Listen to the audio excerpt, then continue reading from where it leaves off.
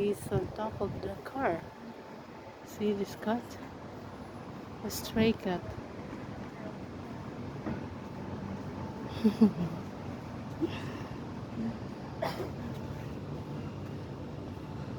Hi. How are you? Huh? What happened? What are you doing there on top of the car? See? Is that your house? Really? Why? It's hot? He was afraid because someone is opening the door. Okay. Get down on that. Get down. You don't like? No? Okay. Enjoy. Take a rest. Bye-bye.